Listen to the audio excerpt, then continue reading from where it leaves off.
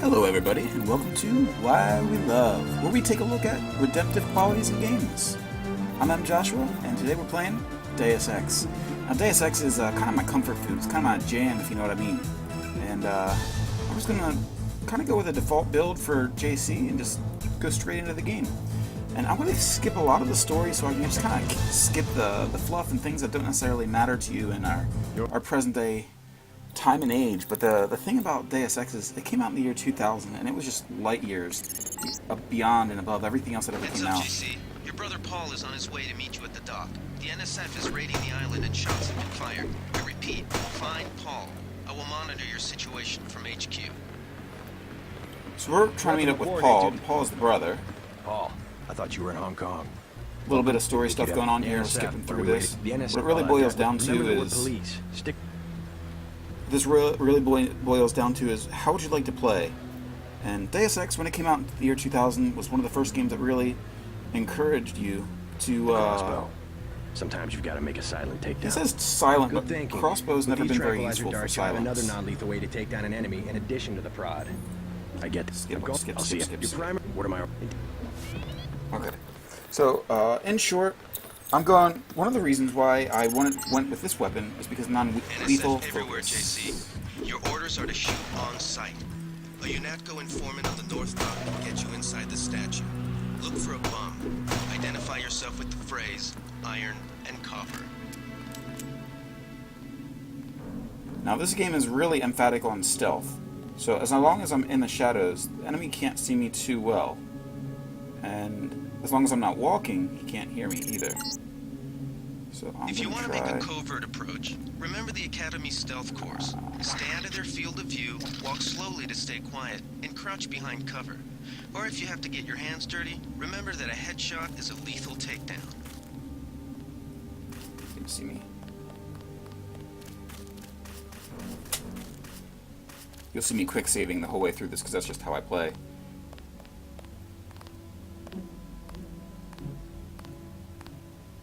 And with a baton. Take him out. Oh, that was really messy. Usually it's a little bit more easy than that, but at least he didn't die, right? So, yeah, like I was trying to say before I was rudely interrupted by the actual game.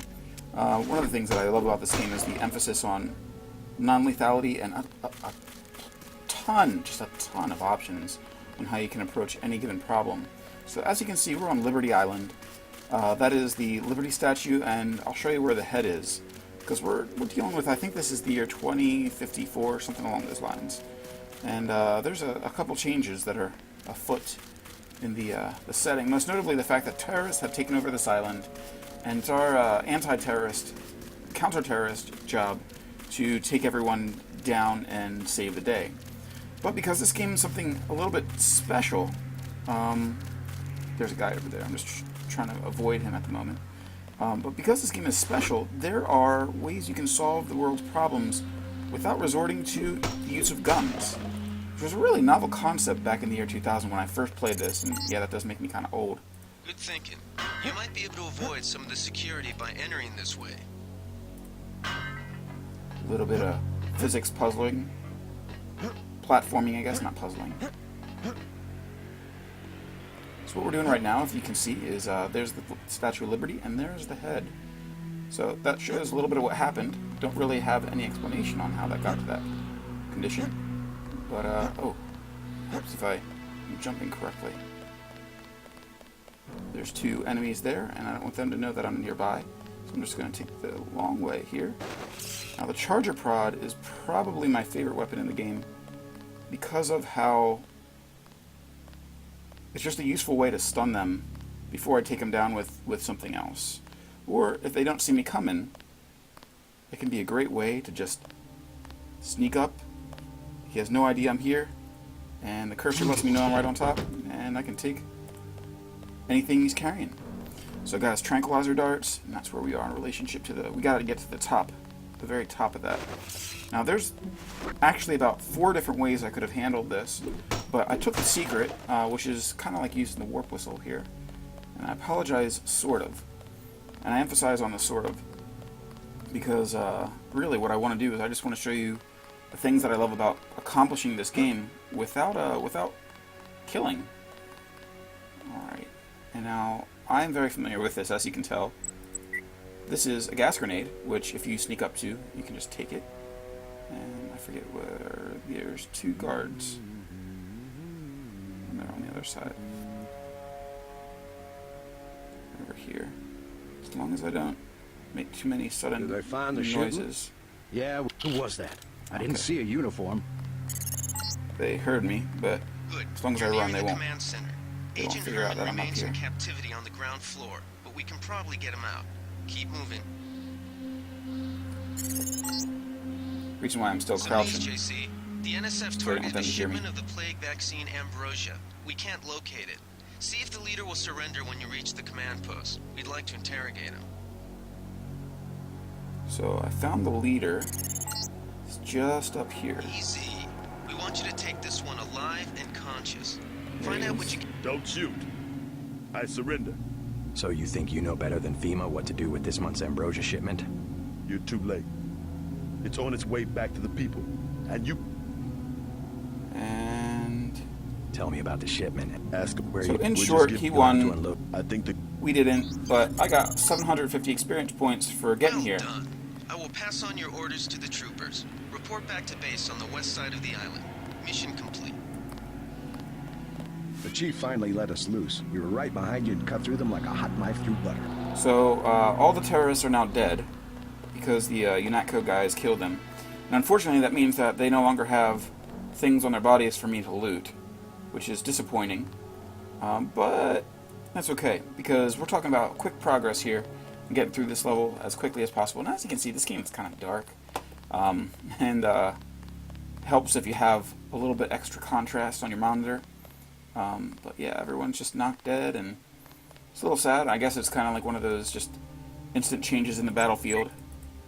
I'm going to take some of these gas grenades, because they're always useful. And it's a little dangerous just standing next to them like that, but you know, you got to do that sometimes. You got to take a little bit of a risk. And running on down here.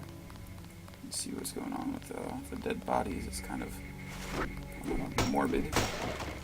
Gonna grab a lockpick and grab a few more things before we exit the premises. Lamb, which is basically a grenade, and there's a Gunther slipped out accuracy on his mod, own. another Report back baton, to which I base. don't need. There's another grenade sitting back here. And I know this might not be the most captivating things to watch, considering I'm running around like I know where everything is in the place, not necessarily stopping to share. But that's a data cube. Data cubes are useful for if you need information for hacking in things. I'm sure you're very familiar with the They sent concept us if in you to pick played up the Deus Ex pieces. 3 or if you played Dishonored. Dishonored is very, very, very inspired by this game. And that's one of the things I love about it. But one of the things that Dishonored really, really took and borrowed quite well is the ability to make it through the game without taking life. And I don't know, I've never fully made it the whole way through this game without killing everybody.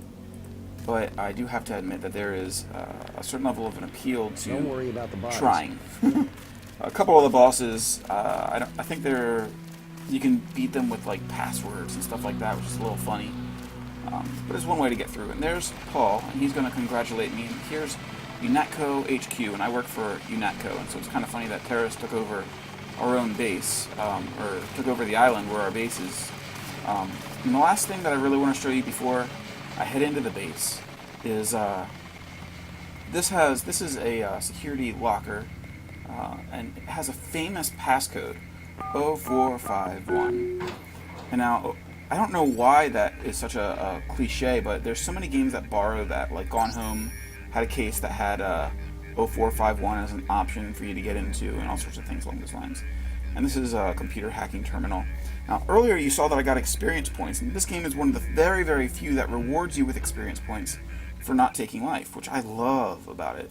But one of the things that I like to do is I like to focus on some of the abilities that you can upgrade throughout the game that don't have that don't require killing. Just because, to be honest, the first several times I played the game, I did not make a priority of not killing.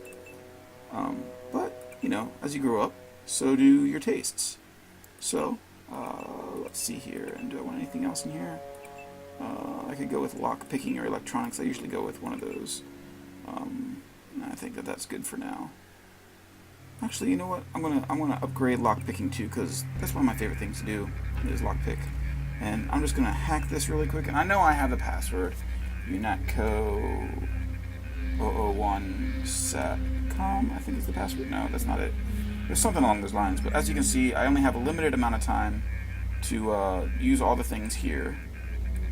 So I'm gonna unlock the door, and I'm gonna open that door, and that's it. And I back out just in time before it shocks me for hacking in illegally. Grab the multi-tool, and this is the door that I opened. And inside is an EMP grenade. And these things are always very useful. So I'm just going to walk my way back to Paul. Way to go, sir. And we're going to have a little bit of our conversation. And I'm going to end the episode. Now, this has technically been World Level 1-1 of Deus Ex. And this has been me completing it without taking life, and that's the redemptive quality we're looking at here, is non-lethal solutions to violent situations. So, thanks again for watching. This has been Why We Love. Goodbye.